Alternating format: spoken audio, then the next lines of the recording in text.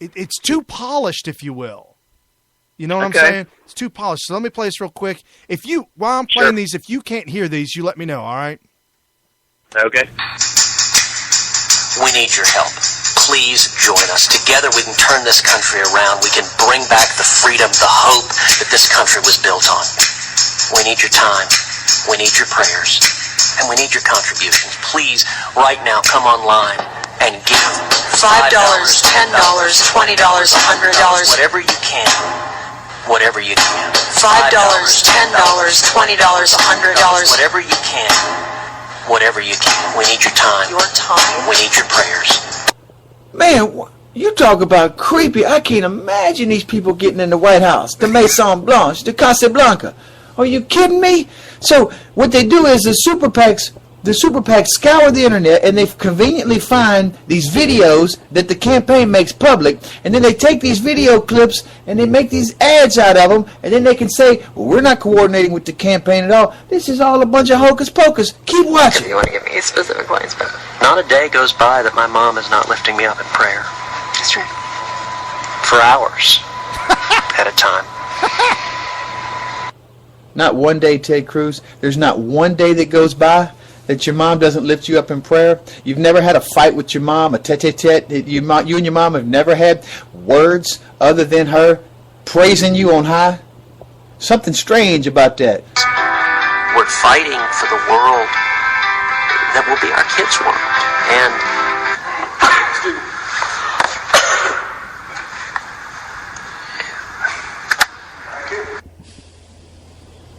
He's showing a fist pumping a fight. That's the fakest thing I've ever seen in my life, Ted Cruz. What, I look like a duck?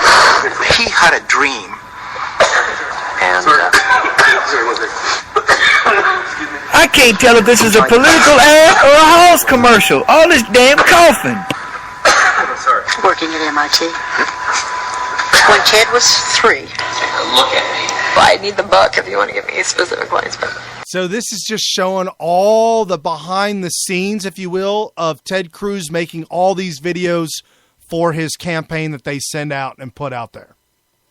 And then at the end of the video, it shows Ted Cruz trying to get on board with his daughters, trying to get them to say, I'm Ted Cruz and we support this. And it's really uncomfortably scripted, if you will. Oh, well, I mean, that's what it sounds like whenever Cruz talks. It's kind of weird. But Glenn Beck defends him by saying, that's just the way he talks. He said he had him in his living room, and they talked for hours. And the whole time, that's the way Cruz was talking. It sounds scripted, but it's just the way he talks, I guess. How could you talk to somebody for hours that sounded like that? Because I guess that's the way he talks. I don't know. I'm not really buying it. You know, the thing about it is it came from Glenn Beck, and Glenn Beck has this irrational bias, not only towards Cruz, but against Trump.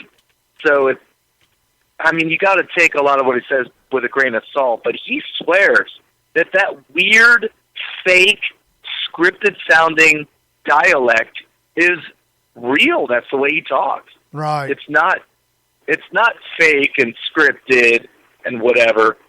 So I don't know. I will be honest with you. There's a video that I saw on the internet of Ted Cruz being slammed by a farmer who wanted to blast him for support. He was in Iowa. You should Google or search on YouTube a video with Ted Cruz in Iowa addressing questions from a farmer. And this farmer starts by blowing up on him. And Ted Cruz calms him down and then starts to explain why he supported the ethanol bill or something like that in Iowa that's supposedly killing farmers or whatever. And, or actually he was against the bill. He was against the bill, and this farmer was mad because it ruins subsidies to the farmers who are going to grow the corn for the ethanol.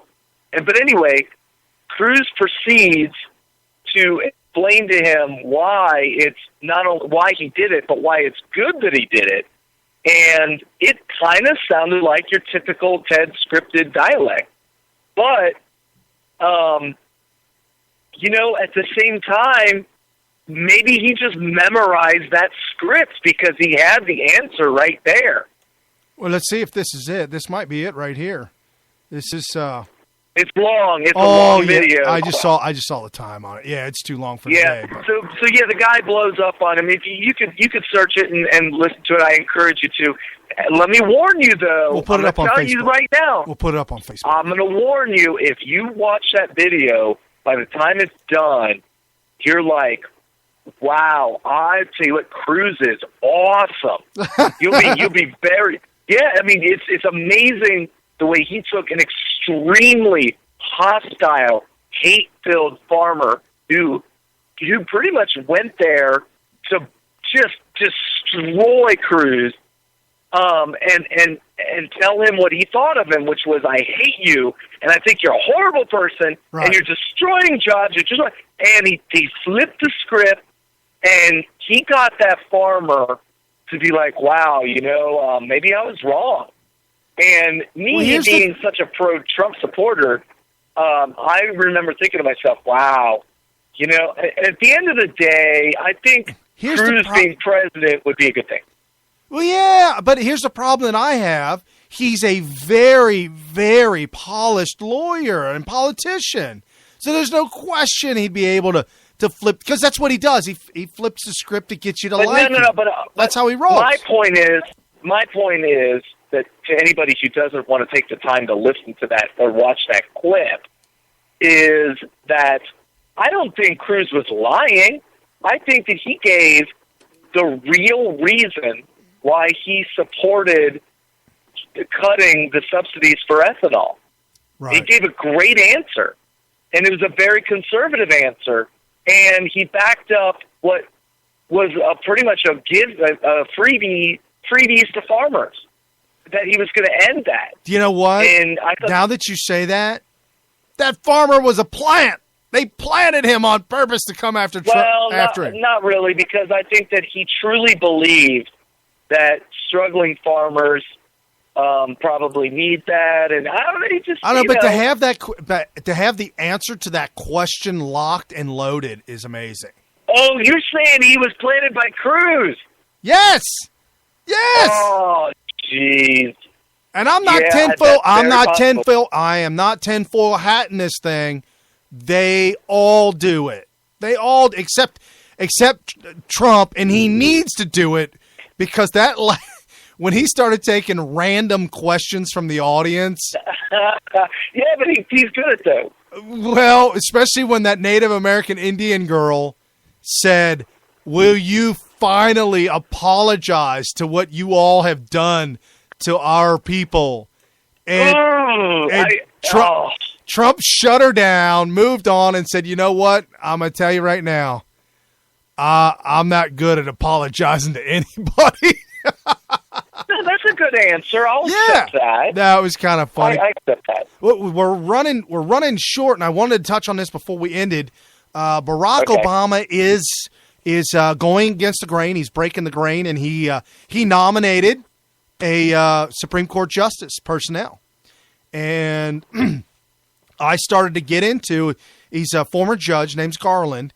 I started to get into it, and I Wikipedia'd, him and his name, and kind of saw what Wikipedia had about it. And it's funny, Wikipedia had him as kind of like a conservative, moderate, down the middle of the road kind of guy. I'm like, what?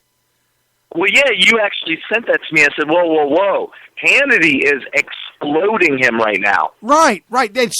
And the only reason why I went to Wiki is because you and I both know, and everybody out there knows, Wikipedia is run by libs. I just wanted to get their take on it real quick, and it was amazing.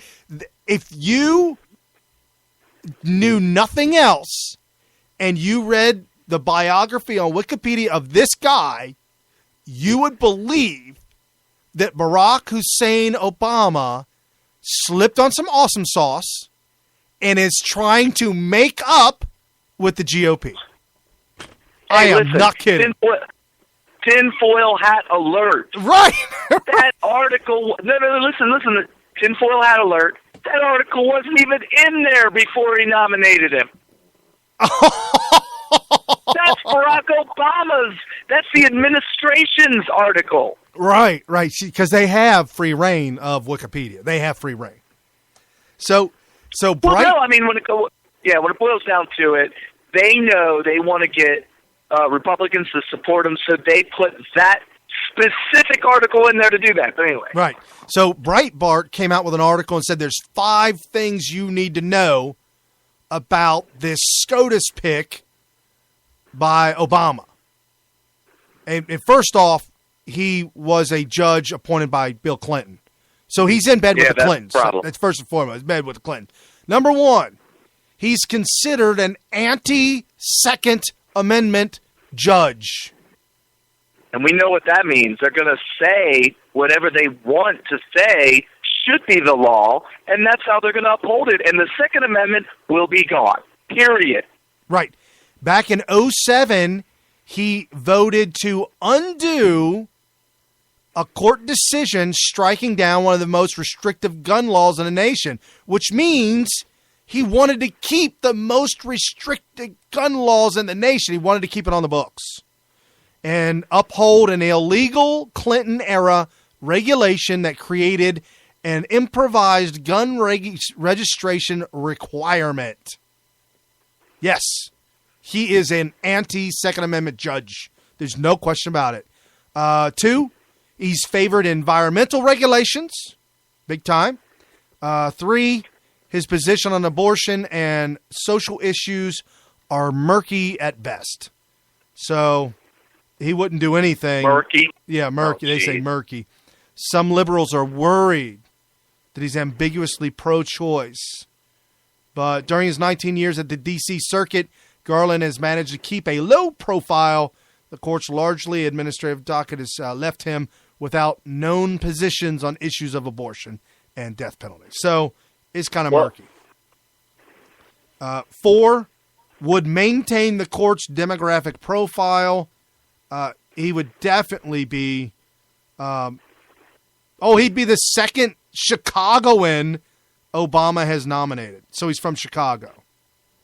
How much time we have left? Looks like we're getting late. And then 5, Republicans have supported Garland in the past. Orrin Hatch is one of them. So I don't know. That makes me nervous that rhinos have supported him. But we've got 2 minutes left. I would say, here's the thing. I think he's a red herring. This has already been reported. I'm not breaking any news on this, but he's a red herring. One thing I've noticed about Supreme Court picks, there's been a handful of them in my lifetime. They don't come up very often, but it seems like whoever's job it is to pick them, whoever's president at the time, the first one gets hammered, and then they end up pulling the nomination and replacing it with a second choice. Oh. And so, I believe that this one's a red herring. And then what happens is he's going to put in the person he really wants to put in after this one gets hammered down. Oh, that's such a shame. Either way, both or 3, or whoever it is, they all need to be stricken down, nailed down, hammered down, whatever, until the next president. It's as simple as that. Oh. I hope that Mitch McConnell keeps his word, doesn't renege on it, and says, you know what? This ain't happening. Period. They're saying Mitch McConnell's showing some backbone, which makes me believe that he's falling apart. Believe that. Oh, man. Well, folks, it's been an incredible show. Like always, it is absolutely the fastest 3 hours in any media whatsoever. Well, no more phone calls for me. It'll be back to the studio next week. Awesome. Looking forward to seeing you again. Everybody, follow us on Facebook, Twitter, YouTube. We are all over the place for you. Have a good one. Good night.